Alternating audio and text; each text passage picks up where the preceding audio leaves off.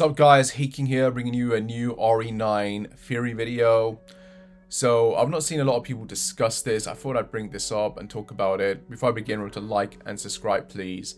And yeah, we're only a day or two away from some potential RE9 news at TGS, so hooray. I don't know when I'm going to upload these, but yeah, when I do, obviously, hopefully we got some news. Fingers crossed, or maybe this will be before then. I don't know. Depends how fast I get around to editing these. But yeah, going on with the theory I've got here. If you guys remember RE8, there was this moment in the game where we play as Chris, and when we get towards the end of the game, we find Mother Miranda's lair, and there's like all these files and photos. And one of these photos is this. Now, this photo is obviously ties back to RE7, and it's to do with the connections and Evelyn's, origins and that. And, we got Evelyn here. We got Mia there. We got her, her companion, her partner, Alan here. And then we got Mother Miranda here as well. That's meant to be Mother Miranda, apparently. That's Miranda. She was a scientist. She helped with the development of Evie and that. But then we have these three other random people here that we don't know who they are. Now, I'm assuming these are probably part of the Capcom production team, right? 1, 2, this dude, and then this dude here, 3.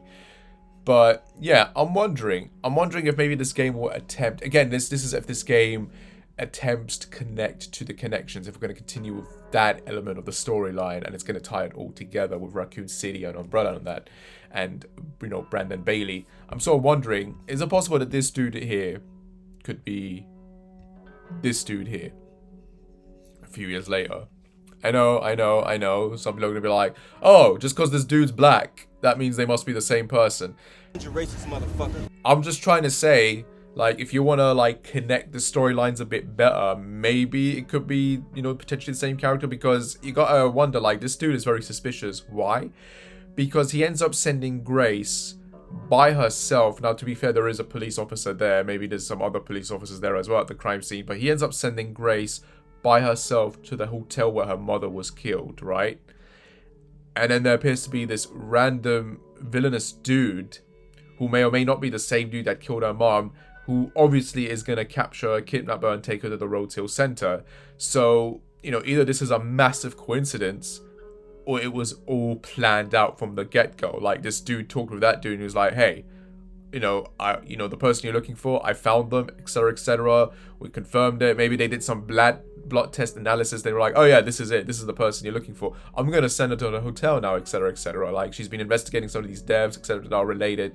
Yeah, like, we can kill 2 birds with 1 stone. So I'm going to send her there. You can kidnap her, wash her hands clean. And then we got this moment in the trailer as well, where we have these 3 random people, okay? And a lot of people have been speculating that this dude here, I think, could be the FBI agent. He could be the, Grace's boss secretly, and he's behind all of this.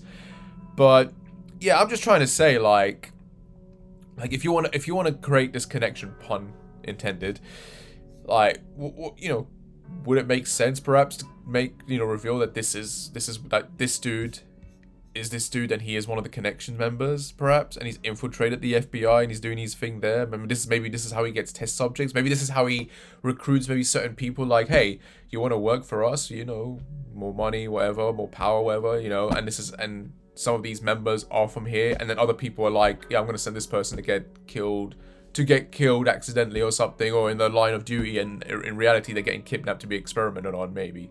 I don't know, I'm throwing some ideas out here because, like I said, connections. We're trying to create connections here, maybe. That's if Capcom is smart enough to do that. But obviously, it might not be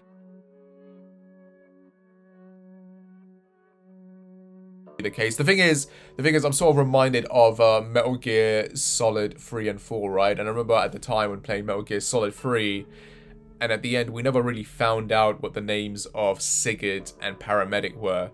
And for me, there was this one part at the end of MGS3 where, like, it goes through the timeline, and it mentions how Sigurd joined ARPA, apparently. And I remember sitting there and thinking, hold on a second, ARPA is like a division of DARPA, isn't it, or something? Or does it change to DARPA later?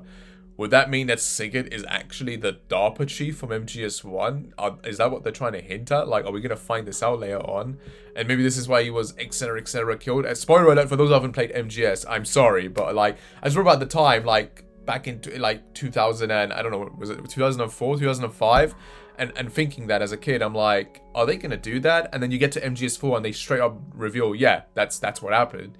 So I'm wondering if this is a similar case. Like, could they be doing that? Obviously, it doesn't really. I mean, again, this could be a younger version of him, but you kind of have to wonder when was this taken? This would have been around, because Mio went missing for a good few years, actually, before the events of RE7, because the events of RE7 take place in 2017, right? But Mio went missing, like, what, 3 or 4 years before that? And this picture was obviously taken around that time before she took Evelyn on the ship. So this would be... And then what? This takes place in 2028, so this could be a good 15 years. Like, I'd say maybe a good 12. I'd say 12, maybe 12. I'm not very good with my maths here. maybe yeah. It would be around there, like 12, maybe 12, 15 years. Could have aged out. You never know. I'm just saying, could be a possibility. You never know. Like, that could be one of the big twists. You go into it and it's like, yeah, this dude is working for the Connections, and the Connections are members of Umbrella, and yeah, they're in Raccoon City doing their thing. Like, I'm just saying, it could be a possibility. You never know. But I thought I'd just, I thought I'd throw that theory out there just in case, because I'm not really seeing anyone else talk about it with the potential possibility that this could relate back to RE8, because the assumption is that RE9 is going to be doing its own thing, but you've got the director of RE7 doing this, and the director of RE7 was the one who introduced the Connections. Part of me likes to think that because you got the original director back, he's going to go back and try and conclude that storyline, and then obviously, like, whoever does the next RE game, like 10 or the game set between 8 and 9, is going to continue the corrupt BSA storyline with Chris and that. Like, that's the hope, right? That's the hope and the dream. But yeah, I thought I'd just throw this theory out there because, there's not really much to discuss these days. So I thought, yeah, why not? But yeah, tell me what you guys think. Is it insane? Is it a possibility? Who knows?